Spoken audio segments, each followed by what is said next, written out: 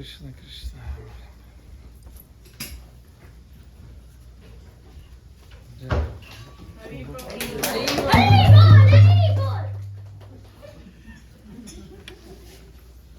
Louder, louder.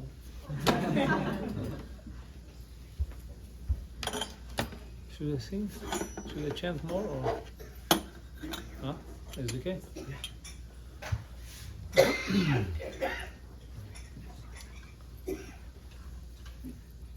Jai Radha Madhava Kunja Bihari Jai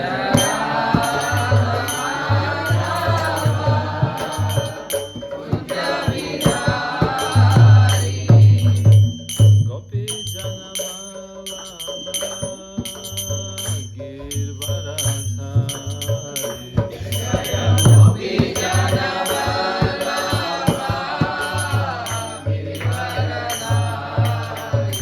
Yashodanandana Rajajana Ranjana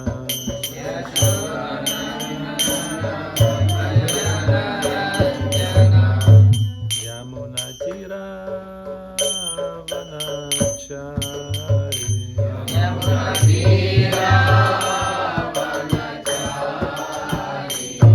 Jayurada Madhava Kunja Bihari Jayurada Madhava Kunja Bihari Hare Krishna Hare Krishna Krishna Krishna Hare Hare Hare Rama Hare Rama Rama Rama Hare Hare Hare Krishna Hare Krishna Krishna Krishna Hare Hare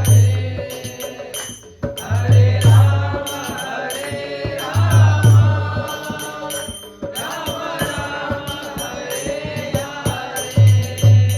Hare Hare Krishna Hare Krishna Krishna Krishna Hare Hare Hare Rama Hare Rama Rama Rama Hare Hare Hare Krishna Hare Krishna Krishna Krishna Hare Hare Hare Rama Hare Rama Rama Rama Hare Hare Hare Krishna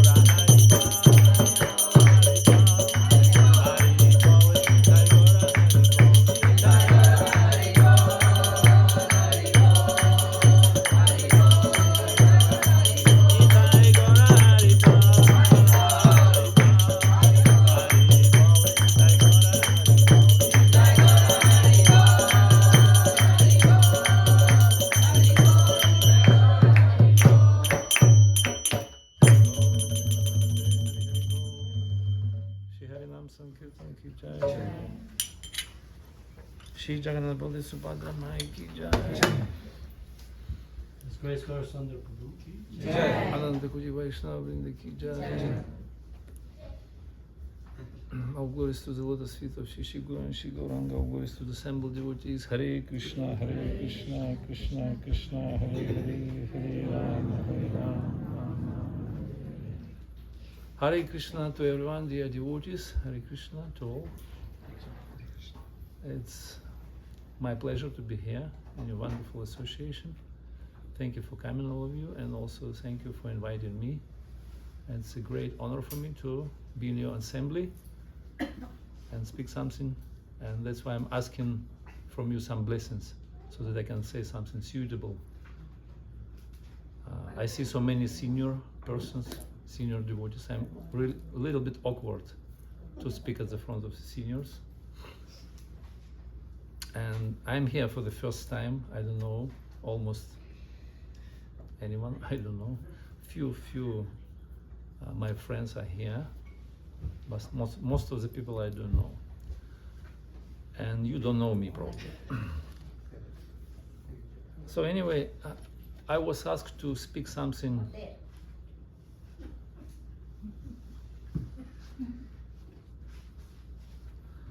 spiritual, right? Something transcendental. Yeah, we're gonna speak some spirit matters. Hopefully more spirit, less matter. And probably we'll speak today about Bhakti. Bhakti in general. Yeah, is it okay? All right. So let us pray first. Okay. Om Jnana Timirandasya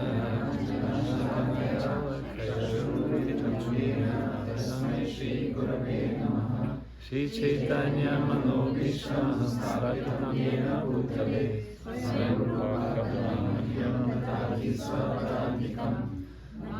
Deham Shri Guru Shri Yuttapada Kamalam Shri Guru Vaishnavam Shah Shri Rupam Sagrajatam Sahaganatvanatvam Vidam Tam Sajivam Sadvaitam Savatmatam Parijanam Sahitam Krishna Chaitanya Devam Shri Radha Krishna Padam Sahaganam Balatam Shivashakam Vidasya He Krishna Karuna Sindhu Dinabandho Jagapate Gopesha Gopika Kanta Radha Kanta Namostute Tapta Kanchana Gaurange Radhe Vrindavaneshwari Vrishabhanusute Devi Pranamami Hare Vancha Kalpatarubhyasya Kripa Sindhubheva Cha Patitanam Pavanebhyo Vaishnavyo Namo Namaha Jai Shri Krishna Chaitanya Prabhu Nityananda Shri Advaita Gadadhara Shivasari Gaura Bhaktavinda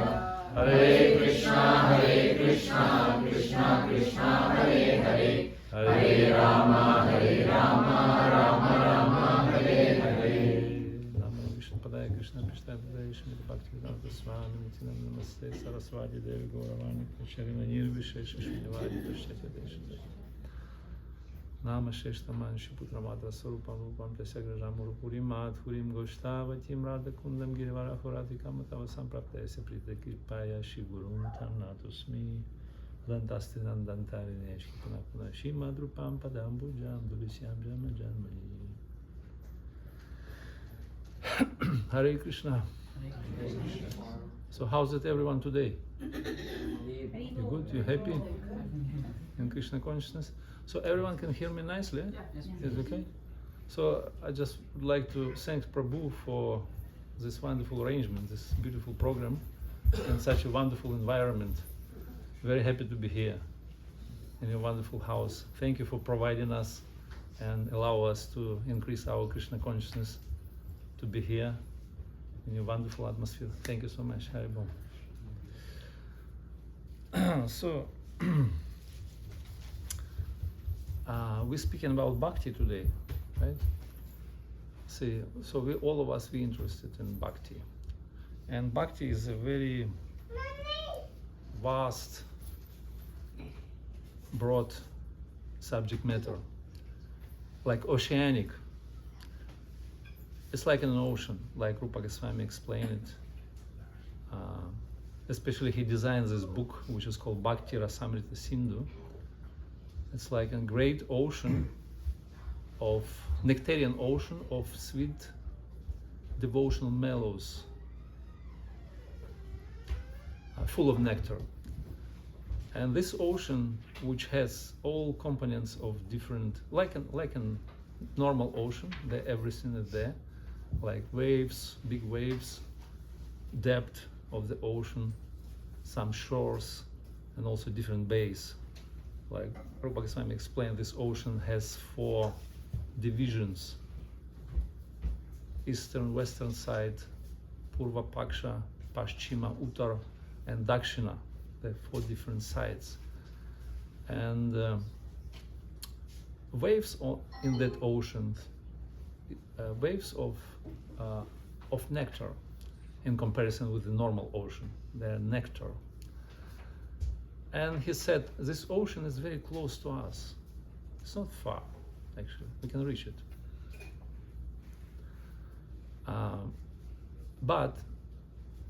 And we would like to reach this ocean. We would like to approach, to get in, to dive in, to swim, and to dive in that ocean, right? So this is our inclination of the heart, because we're a pleasure-seeking being. We would like to enjoy.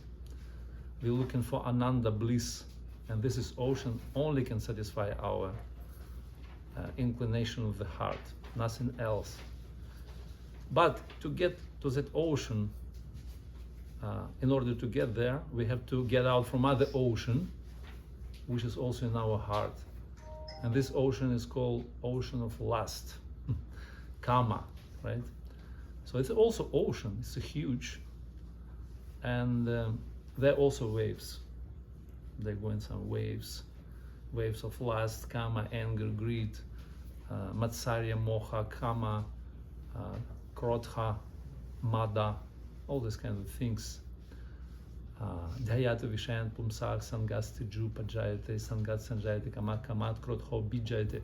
So all these waves are coming on the shore, and we're drawn in this ocean, and we think we are happy, we enjoy it, right? So this is material life, basically. Huge ocean of lust. Kama esha krodha esha rajaguna samudbhavak sama mahashanach mahapapmach esha iva varinam. Nitya varinam. This is eternal enemy of living entity. This is kama lust. So we're taking one for another, like we're taking suffering for pleasure, and this is one of the symptoms of avidya, ignorance. So we're looking for right things we want to enjoy, but in the wrong place. There is no happiness in this ocean of lust. So we have to shift. We have to move from one ocean to another ocean.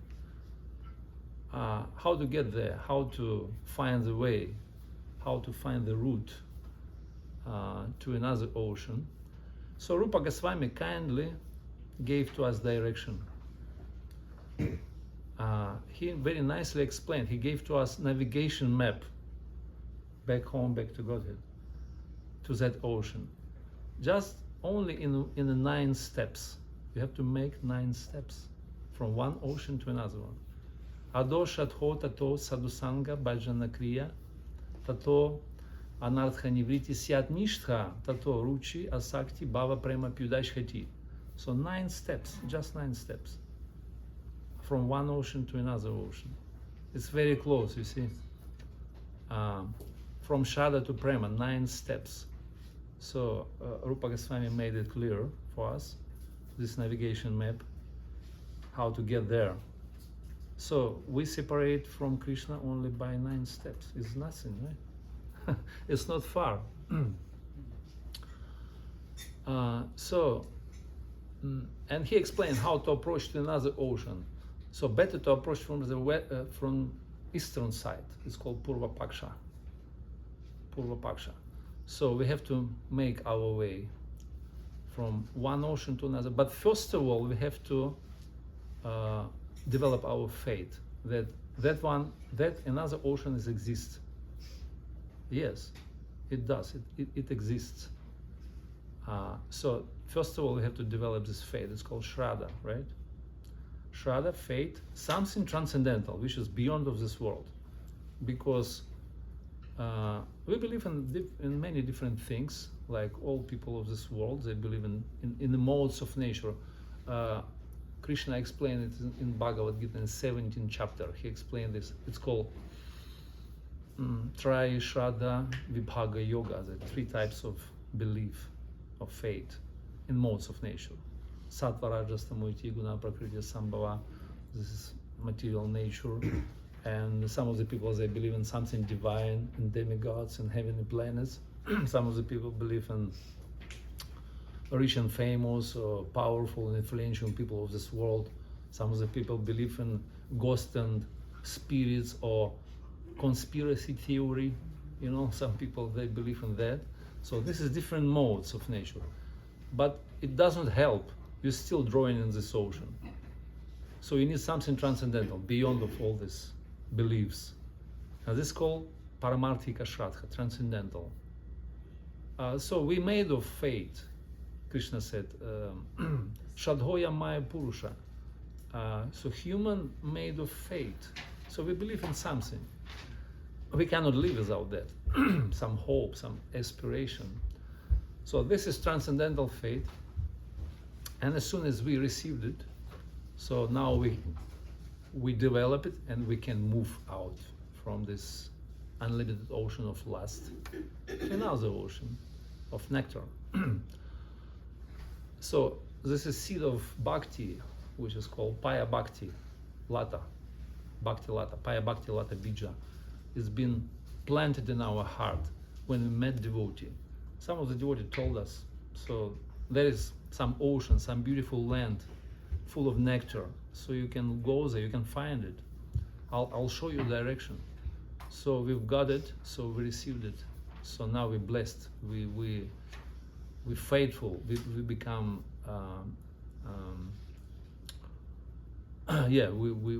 we took it for granted, we took it seriously, and now adopted this faith. Now we want to move out, so we don't want to stay here. And it's naturally, because if you've got this faith, so we would like to associate with those who develop more, this faith more, right? So those who more advanced, a little bit more advanced than we are, or they're already there, maybe they experience some bliss and droplets of that ocean of nectar. So therefore we want to associate more, and then we're looking for Sangha, or association of those who like-minded people, those who already develop some strong, steady faith, unflinching faith to devotional service, to Bhagavan, Bhakti, and Bhaktas, right? So this is transcendental, this is beyond of everything. This is most essential, most valuable thing in this world, to get this faith, like Chaitanya Mahaprabhu, he explained to Rupa Goswami. After 1,000,000 lifetimes wandering around this universe, Brahmanda, Brahmite, Kona, Bhagyavanjava, Guru Krishna Prasade Paya Bhakti Lata Bija. So we met some devotee and he planted the seed in our heart. So it's like, it's completely a great event throughout 1,000,000 lifetimes of living in this material world. We received it. So we're very fortunate. Now we're here in Sangha of Vaishnavas. And this is second step. So we move into this ocean of nectar step by step. So second step is made when we came to the Sangha of the devotees. As this is Sangha is very also valuable and blissful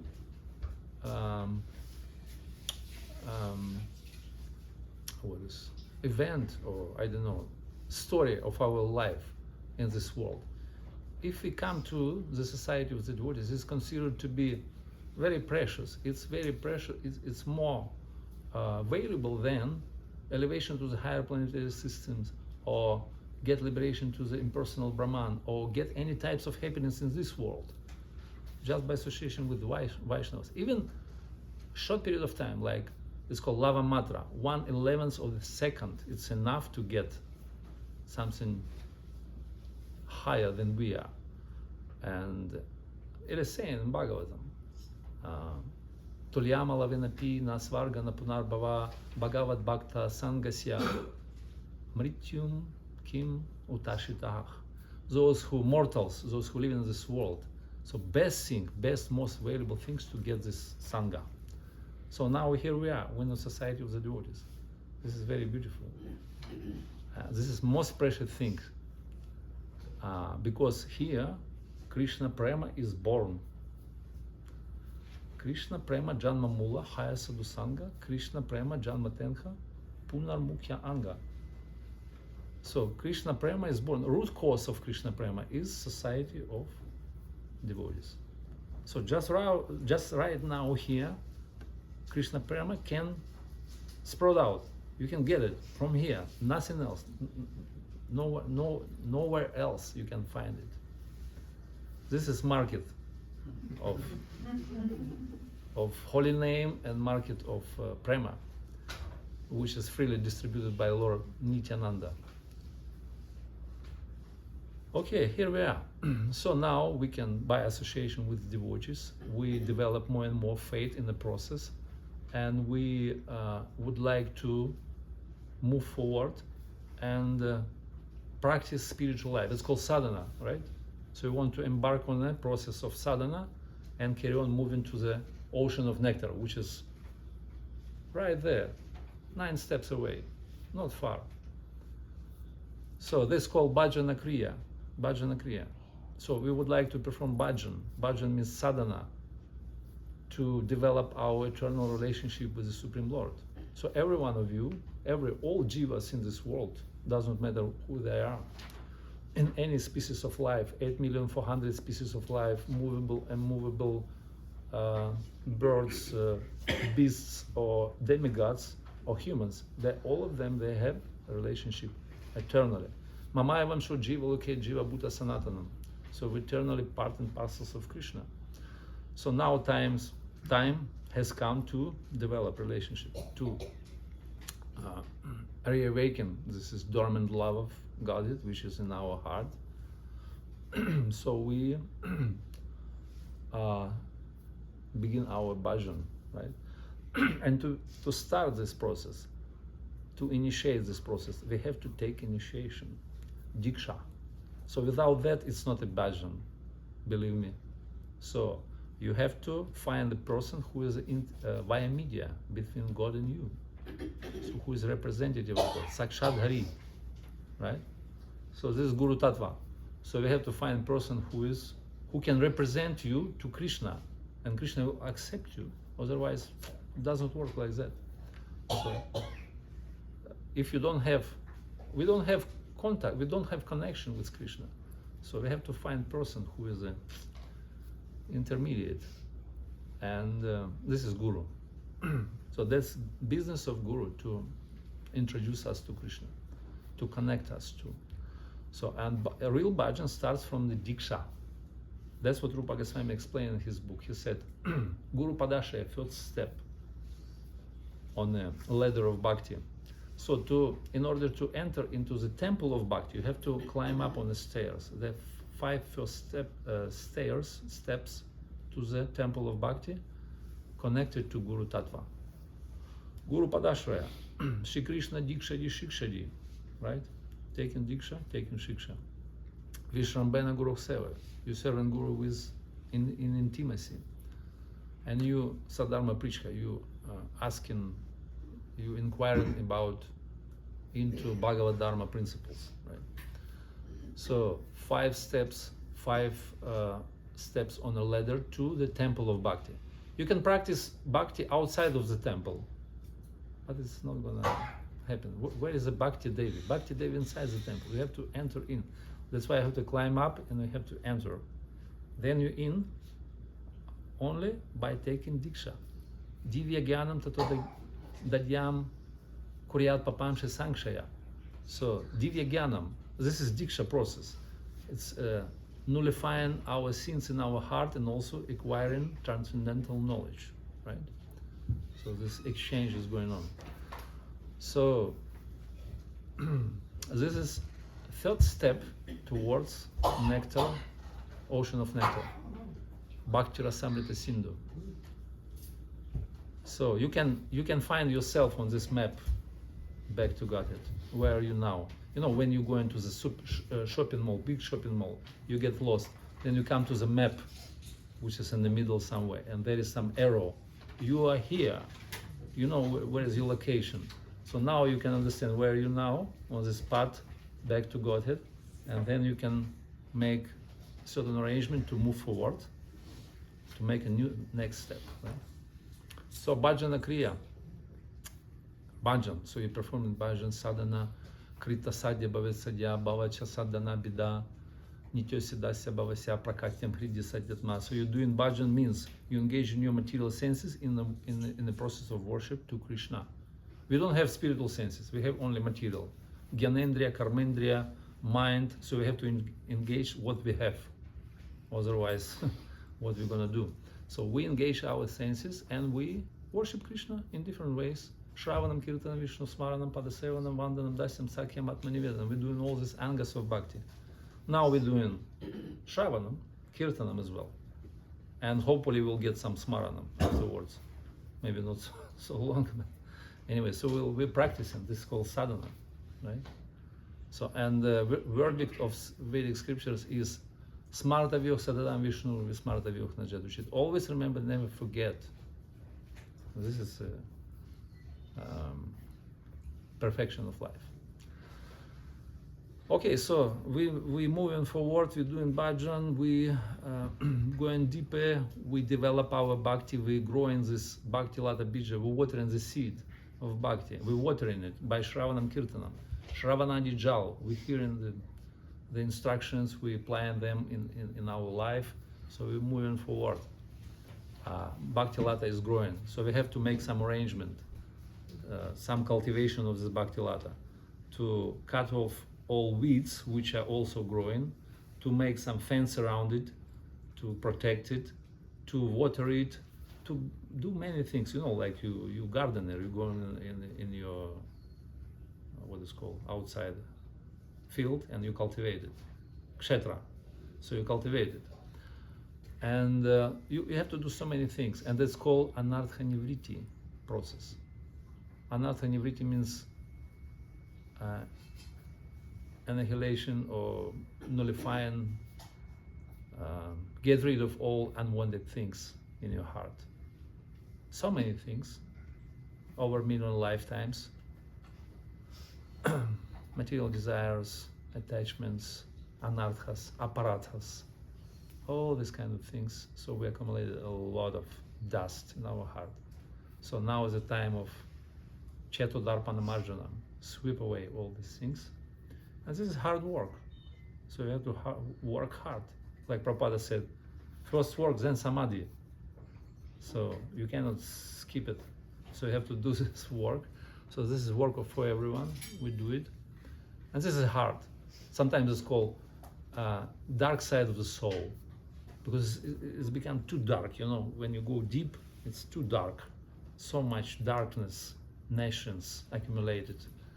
All the samskaras, previous mental sensory perceptions which were accumulated, which were stored in our heart, and press it, and it's like become hard become hard. So we have to clean it. And you know, like this is pastime in Bhagavatam, which is explained, churning the milk ocean, where demigods and demons came together to churn the ocean to get nectar. So first of all, poison came out, and the whole universe suffocated. All of them, they just nearly died, but then they being saved by Lord Shiva, who drank this ocean. So we have to pray, probably we have to take help, assistance of senior devotees, so that they can help us to digest this poison which is coming out from the heart. This is hard things to do. So you have to prepare for this stage. Otherwise, maybe at the beginning we have this utsahamaya, this illusory enthusiasm. And then when we met our mind, and this become hard. So we have to fight, resist, and get through, and finally overcome it. So mind is not on our side. Mind is like an enemy. It doesn't want to remember Krishna. Like Krishna said, mind, it's neutral thing. So it can be friend or can be enemy. Whether either way, he can be enemy or friend. It depends if he remember Krishna, so he's a friend. But most of the time, our mind doesn't remember, right? He doesn't want to remember Krishna. Is anybody feel the same, or only me, about mind? Yeah, that's true. Yeah? It's confirmation. You see, I'm not alone. So we have to fight with our mind, and this is anartha nivriti. But anartha nivriti goes in the parallel way with artha pravriti. So another process is called artha pravriti, means assimilation good things. Not only, like doing this dirty work, purifying our heart, which is hard. So, but also assimilation of good things, which is bhakti samskara, spiritual impressions in our mind, association, all these good things which we are cultivating. We're cultivating this bhakti lata, and this is very important. So, and our process actually, we by accumulation of spiritual samskaras, we pushed away these negative things from our heart. It's like pouring the milk in the cup with the ink, black ink. When you pour inside, so it's gradually pushed it away, It turns into white. This black ink turn into white, right? You understand this example, right? So it's like that. So we're pushing away all these material things, samskaras and accumulation, all this dust in our heart by doing process of bhakti. So, and finally, by cleaning our heart, so we come into the level of, so this is fourth, I think it's fourth, yeah? Mm-hmm. You count it? It's the fourth step towards the nectar, ocean of nectar. And this is first phase, let's say, we can divide this whole process, whole path back home, back to Godhead, on the three phases. First one is called Sharanagati stage. Sharanagati means surrender. You have to surrender. You have to play a little bit in advance. You don't have taste. We still don't have, like some powerful, what is called, some strong taste towards bhakti. And therefore, we have to play a little bit in advance. We have to work, we have to surrender, and then Krishna reciprocates. Krishna said, Yad hamam prapadinte tam stadhaiva bhajamyaham. How much you surrender to me, to that much I am reciprocate with you. That's a principle which is given by Krishna. So, to the same degree, Krishna plays with us in very fair game, And he doesn't know how we just, we pretend that we are devotees. We're not really. We pretend. It's good pretension. So we play that, like it's saying goes, fake it until you make it, right? So we try to be devotee, and finally we'll achieve it. We'll make it in the future. So therefore, this is first number one phase. It's called Sharanagati, surrender. This is hard.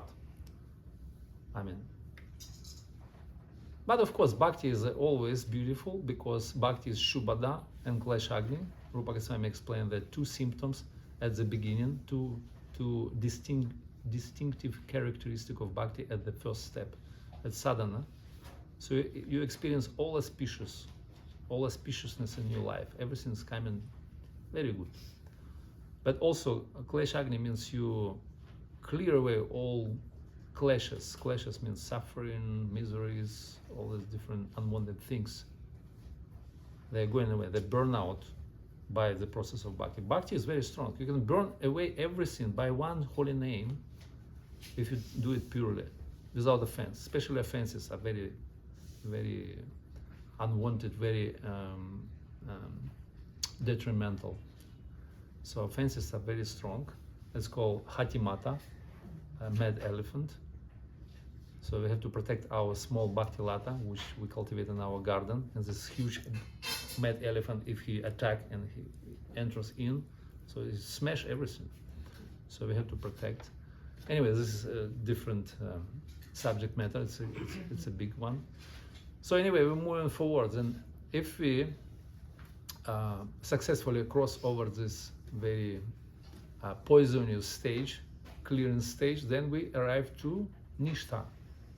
Nishta, number 4 step towards Nectarian ocean. And Nishta means steady devotional service. So now you're rightly situated. You settle down in your bhakti and you're just going like on a fast track, on a highway.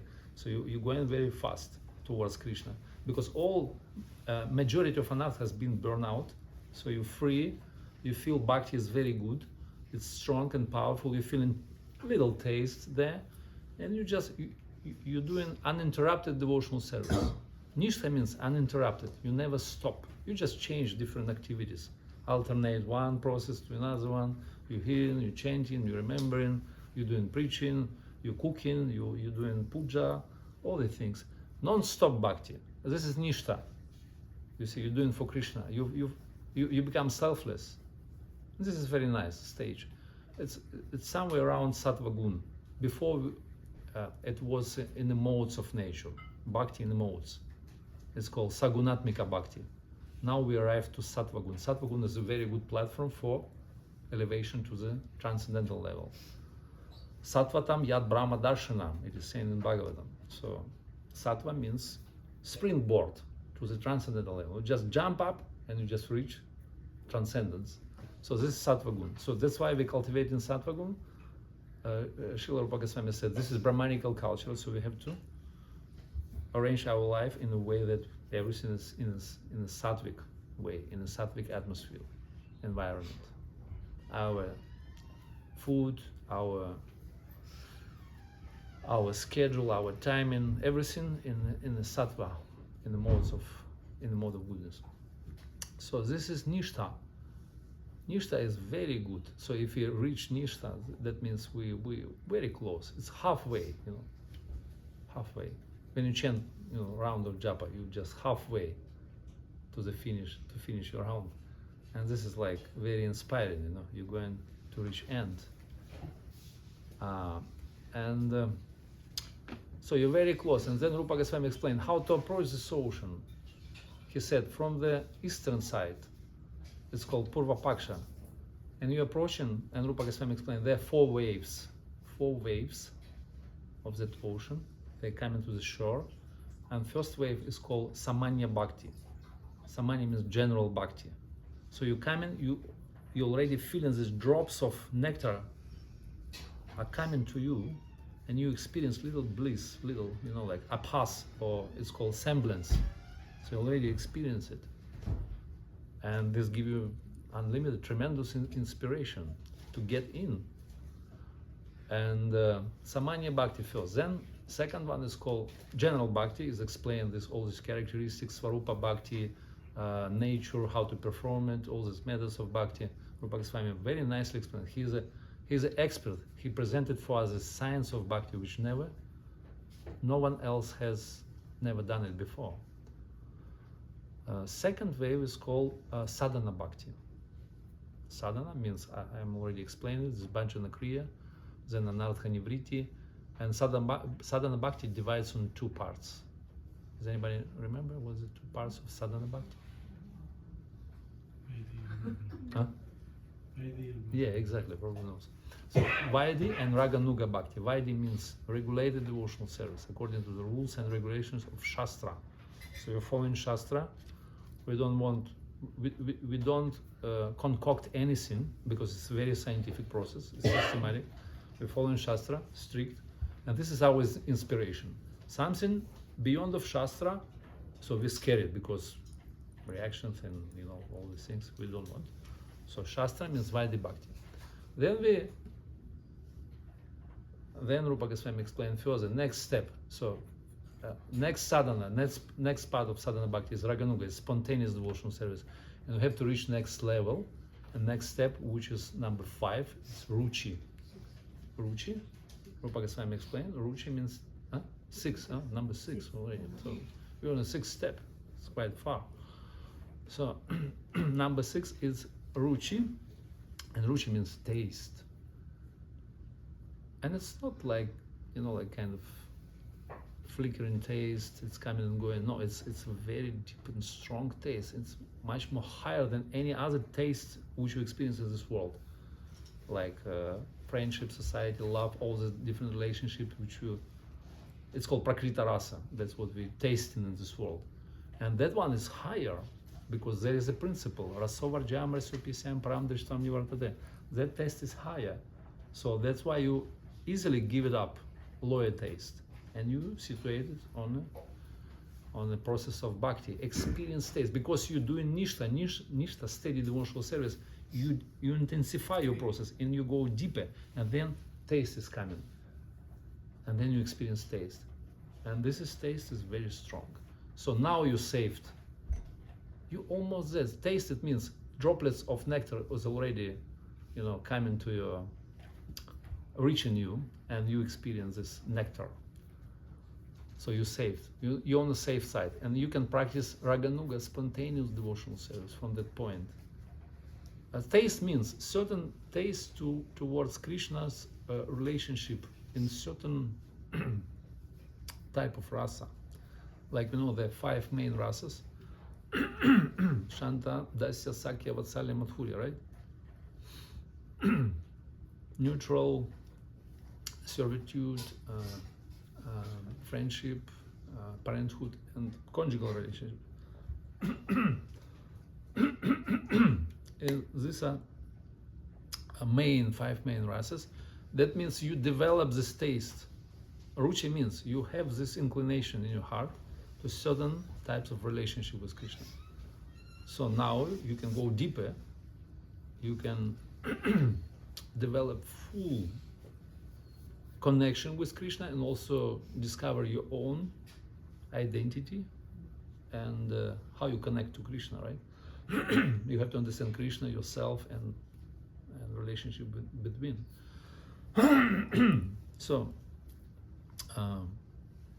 then you deepen your taste, and next step, when taste becomes more deeper, it's called asakti. It's number 7. So you're almost there. You're almost in the ocean. It's the 3rd wave of west-eastern side of Bhakti rasamrita sindhu.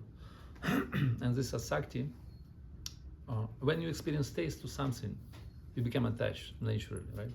If you like something in this world, you become attached. So you become attached to Krishna.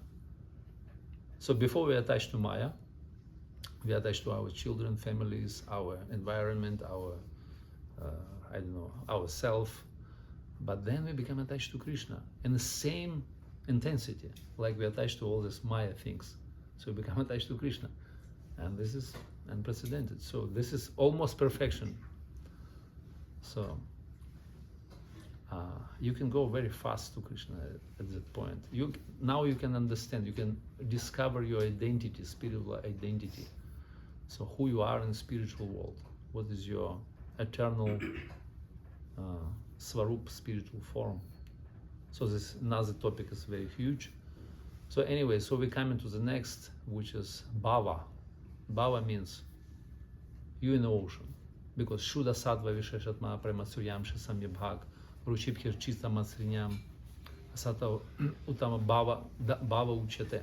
So Bhava means Shuddha Sattva, means beyond of the modes. It's a pure transcendental being which descends upon you. And this consists of 2 main energies. Chit Shakti. Chit means you understand everything. You understand Krishna, you understand yourself, you understand the relationship. And then also Hladini Shakti. Samvit and Hladini. Hladini means pleasure-giving potency. You're in a full bliss. You're performing devotional service in ecstasy. Ecstatic devotional service. Now it's very static, very static. We're just hardly moving. But then ecstatic, you're fully blissful. You enjoy this process so much. It gives you taste. It gives you bliss, ever increasing. Anandam buddhi vardhanam. This is very wonderful. So this is bhava. And this is great achievement. So this is actually sadhana has some particular aim, sadhana aiming towards bhava. This is called sadhya, or goal of our sadhana. If we aim in something else, it's not a sadhana. So we have to understand, we're going to take bhava, we're going to attain this. Maybe it's not going to happen in this lifetime, but still we have to keep in mind, at the back of our mind, to move towards that. And this is long-term goal, right? Maybe short-term goals on the way to bhava, attain nishta, rucha, sakti, and so on and so forth. So, yeah, one more thing I forgot to mention.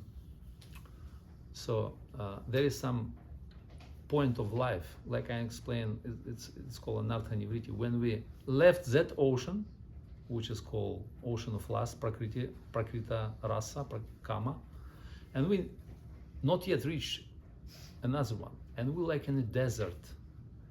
It's a period of time which is called like a desert. You're just going through the desert of your heart. Like it is explained in the same way. It's a beautiful analogy in metaphorical language. It is explained in Chaitanya Charitamrita. It is saying it's like a stranger going over the desert of your heart, of one's heart.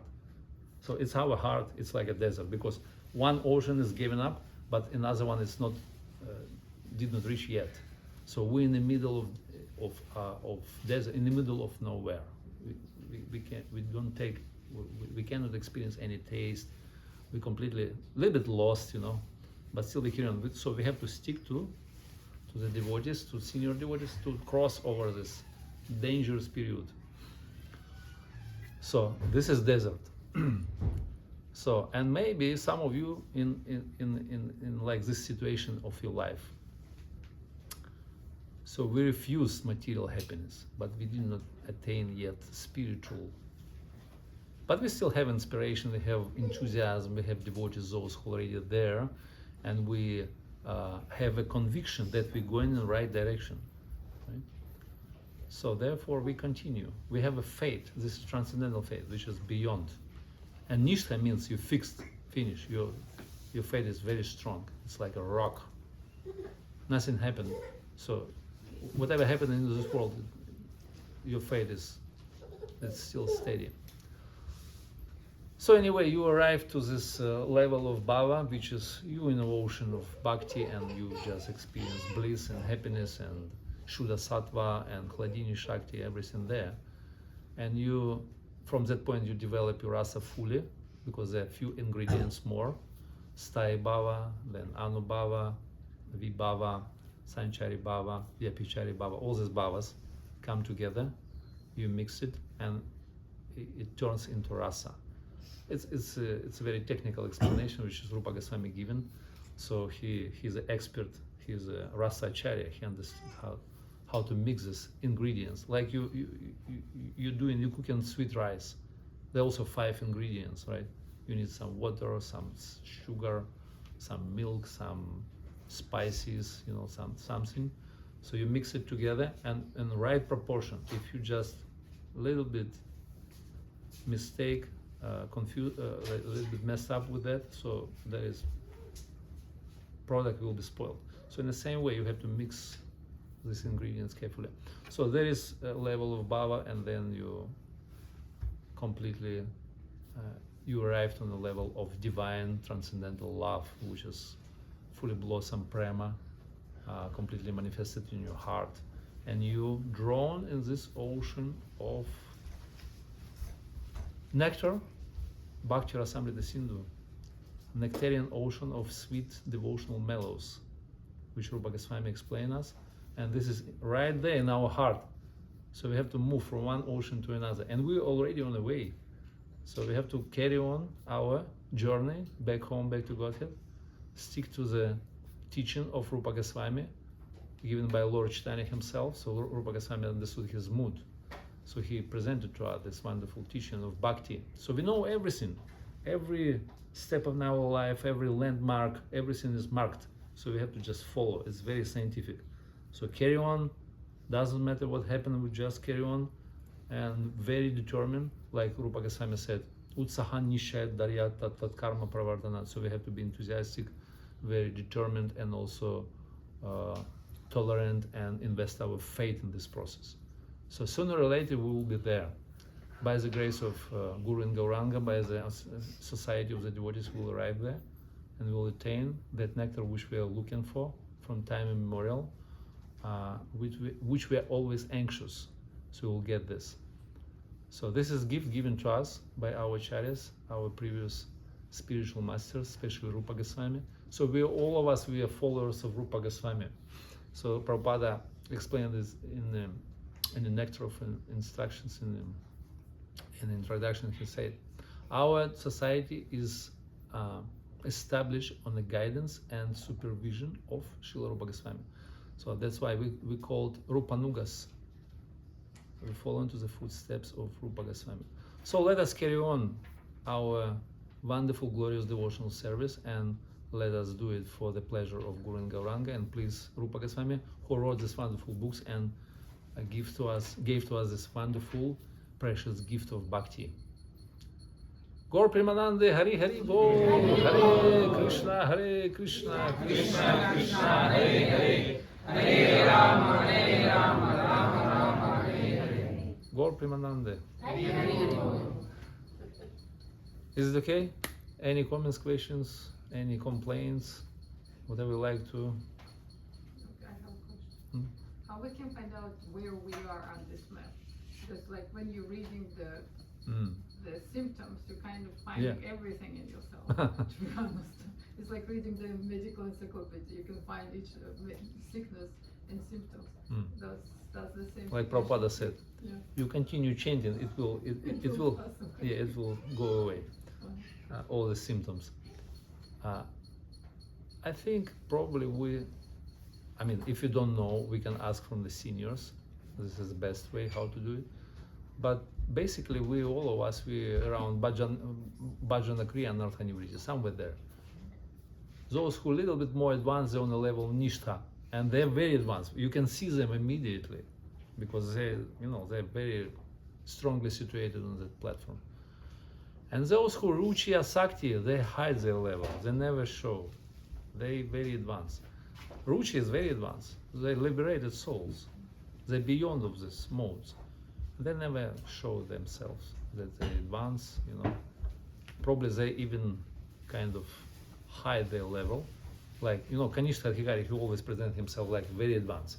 So many shlokas, I know everything. I just telling you all the things, wonderful ideas. It's like Kanishka, typical.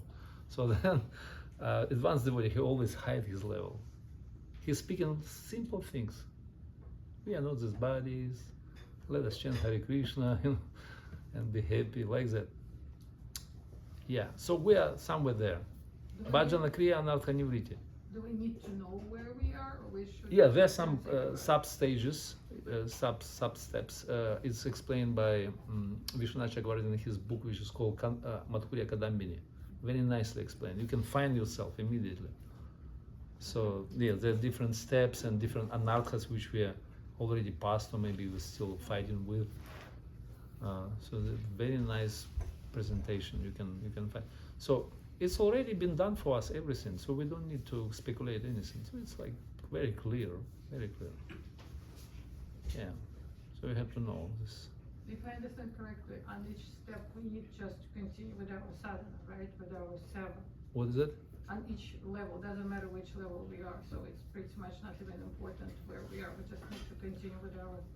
No, it's important to know where you, because you can make proper arrangement to attain to reach another step. It's like you climb up on the stairs. You going? How you going? You going like this. You stand both feet on the one step, right? Then you take one, and you just kind of a little bit shake. You're not balanced. You have to catch next, and it's kind of risky business because you become not really. Then you put your foot on on a higher step, and then you take off another one, and this is also shaky, because if you're not fixed on that level, you're gonna fall even further down, right? You're gonna just roll down even lower than you've been before. So therefore you have to fix on that level, and then you just, when you fix, then you put your next foot on that, and then you're stable, and then again you're going like this. So you have to figure out where you, and make a proper arrangement for the next step, and not be an illusion. So I'm like this, or like I'm very fallen, or I'm very advanced, So we have to understand where we are clearly. This is very scientific process. Yeah. Are you agree? Yeah? Thank you. Yeah. Hare Krishna. Mother? Yeah, how do you know, have we had any devotees that have actually reached that highest step How do we know? in our lifetime? How would we know if we have met someone like that? Besides maybe Prabhupada. Yeah, Prabhupada definitely. He is beyond of everything. Because we have so many devotees who are very knowledgeable Mm. and who are very spiritual, Mm. follow everything. Yeah, there are symptoms of that. Of course, we have to be on that level to understand who is he. For example, who is a devotee. It's like it is saying that it takes one to understand to recognize another one. Yeah. So you have to be, for example, like it was a what is called, some story with Gorgovinda Swami. Gorgovinda Swami. He was in Mayapur and he entered into Samadhi stage. It was famous story when he was in Samadhi, in Bhava level. And devotees, they didn't understand that he is on the level of Bhava. They think he was a sick or, like kind of epilepsy, whatever happened with him. So they wanted to call some doctor and give some medication to them. But then somebody understood, so we have to find some person who is also advanced. And they called up Akinchana Krishna Das, Babaji. He came, he just looked at him, he said, "It's Bhava, no, don't worry, no worries, it's Bhava." That's it. He immediately understood, because he's on the same level, somewhere there. And of course, it's confidential. It's never advertised for the public. But yeah, I would say those who advance, they always hide this level. But still, and Krishna also hides such a devotee, because if we find this devotee, we could have taken this little bhava from him, and then Krishna become obliged to us, because we've got this bhava, and Krishna has already purchased or sold out those who has it. That's why Krishna also hides them. We don't know who is the pure devotee. Maybe some of you, we don't know. So Krishna hides, especially because that's a business, because he became like, like. So anyway, Madhyama Adhikari, he can understand, because he can discriminate things like Prema, Maitri, Kripa, Upeksha. He understood who is advanced, who is on the same level, who is more advanced. They explain, actually, we can read Rupa Goswami, he explained the 9 characteristics of Bhava, which you cannot imitate. There are 9 given. It's in 17th chapter, I think, Nectar of Devotion. You can read it. Avyartha Kalatva, let me remember. Maybe I don't remember Sanskrit. Avyartha Kalatva, Viraktir, Manasa Shunyata. So there are 9 anyway, so maybe I don't remember now Sanskrit. So you cannot imitate those. For example, such a devotee, he never wastes his time outside of Krishna consciousness. He always fixes. Then he completely renounced, even in the midst of sense gratification, in the midst somewhere. He doesn't care. He just, he's not interested. He's really, like, his renunciation is very high. then he is always enthusiastic to perform devotional service. His Ashabandha means hope against hope. He always believed Krishna give him mercy. He just, Ashabandha. Then he very much attached to the chanting of the holy name. Nama Ruchigana, Nama, it's called. Anyway, so he always chanting holy name. Then he attached to the Krishna Katha and the place of Krishna's pastimes.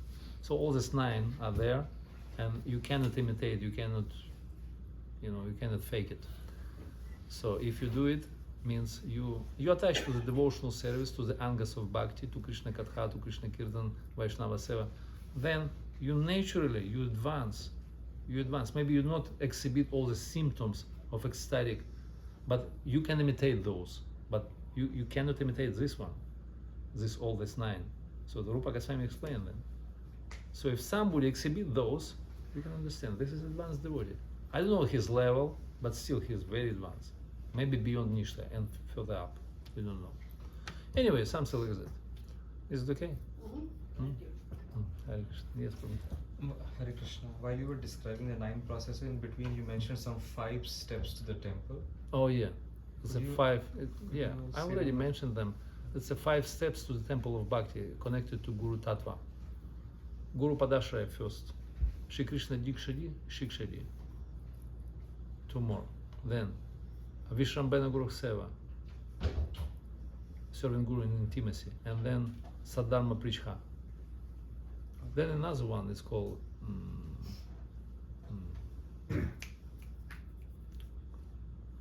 anyway.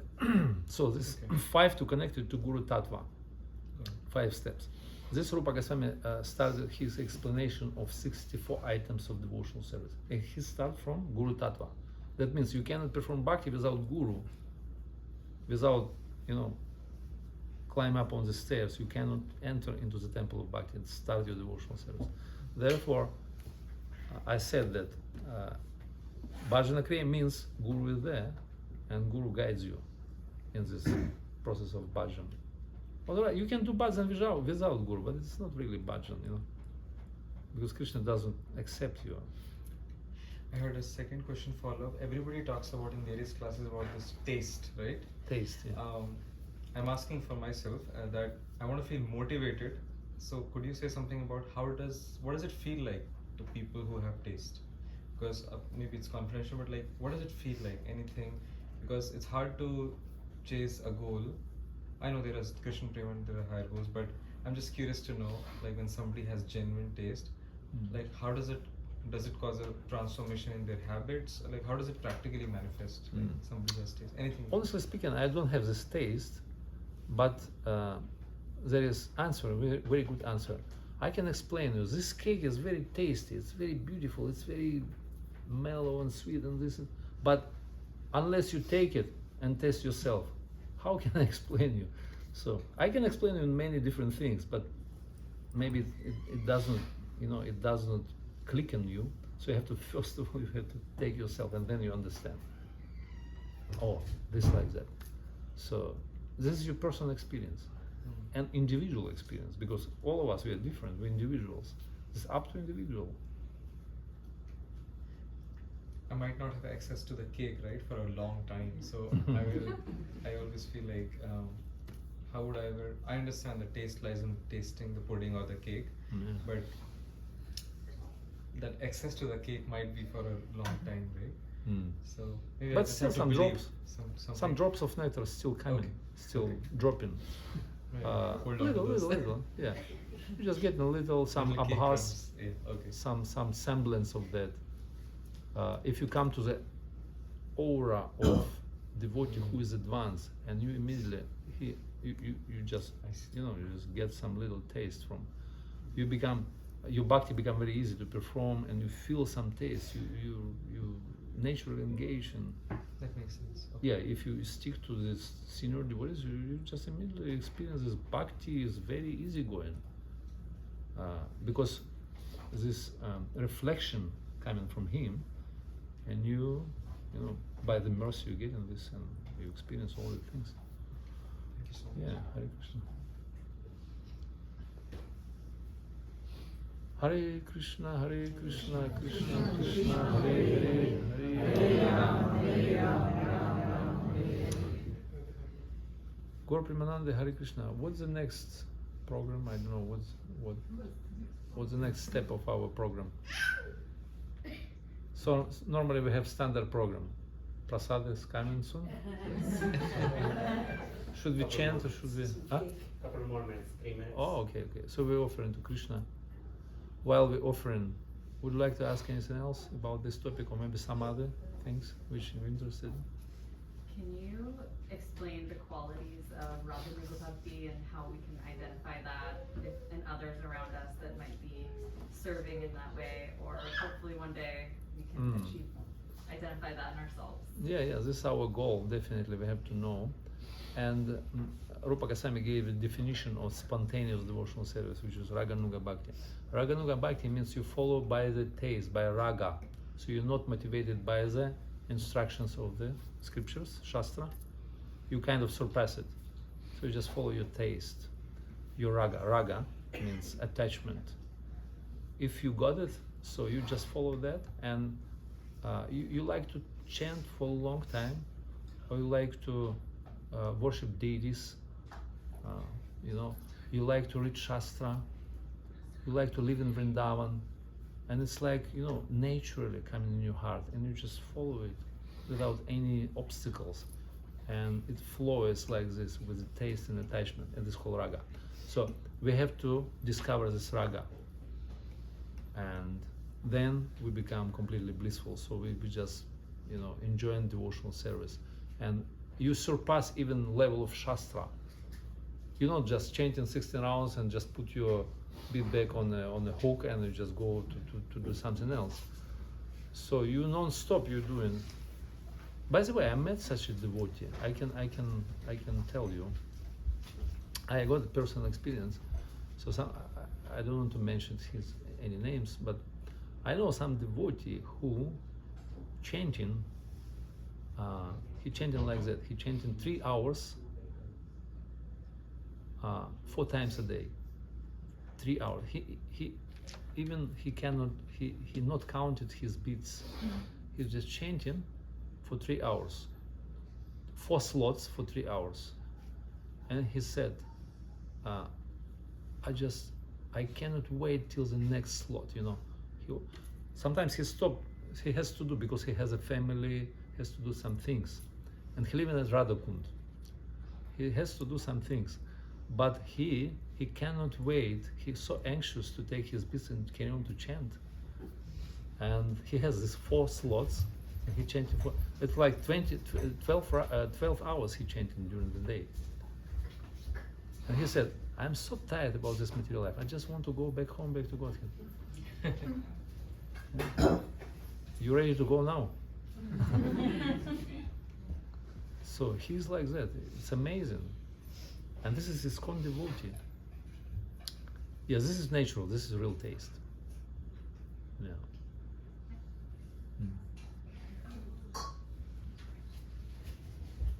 Lila Mahini?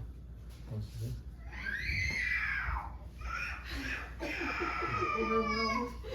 No, I'm just feeling these drops from this nectar. Every step you're doing, it's very sweet.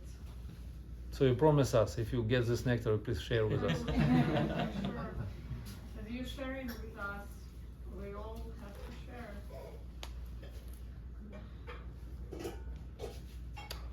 Beautiful.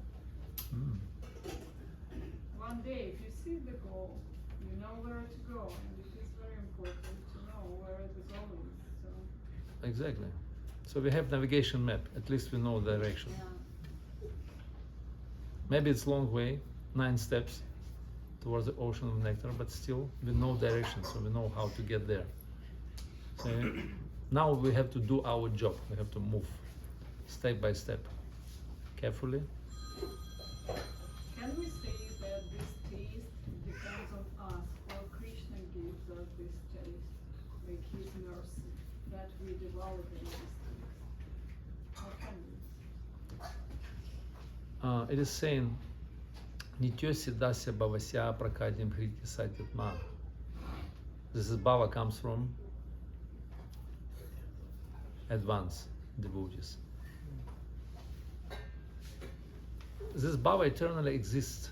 It does not develop by sadhana, like Rupa Goswami explained. It doesn't develop by sadhana because it's eternal. It's eternal. This is Shuddha Sattva. And it's always there. It just comes to your heart from those who already got it. So you have to get it. And sadhana is like a process of invoke this mercy towards you. So the sadhana is kind of appeal and cry for mercy. But sadhana in itself doesn't create this bhava. You see, that's a interesting thing about it. Yeah, that's what Rupa Goswami explained. Krishna is always checking what we really want. What we really want. Krishna, like, by doing our sadhana, can we say that we kind of proving to Krishna that Yeah. we really want Yeah. to receive this bhava, and then Krishna just Yeah. Finally, yeah. Tattva, he gives this Exactly. He sent devotee. of the bhava. He sent devotee and who give us Krishna. Guru Krishna prasade paya bhakti lata bija. It's like in both way directions. So Krishna sent devotee and devotee brings us to Krishna. So it's like that. So he gives us mercy through the devotee. And mercy comes through the devotee only, not directly from Krishna. So we never approach Krishna directly. There are always intermediate, via media, intermediate devotees somewhere. Even in the spiritual world, you have to associate with Krishna through somebody who is more, those who eternal associates of Krishna. They're already there for eternity. So now we're coming, the newcomers there. So we have to approach through somebody. Somebody has to introduce us there. So Krishna doesn't want us to, like crash into, gate crash into the party. So Krishna wants us to introduce by somebody. That's a certain format etiquette how to. Well, that's why we should develop our relationship, close relationship to our Guru. Yeah.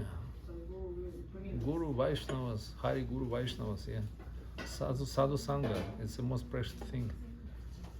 Root cause of prema, bhakti.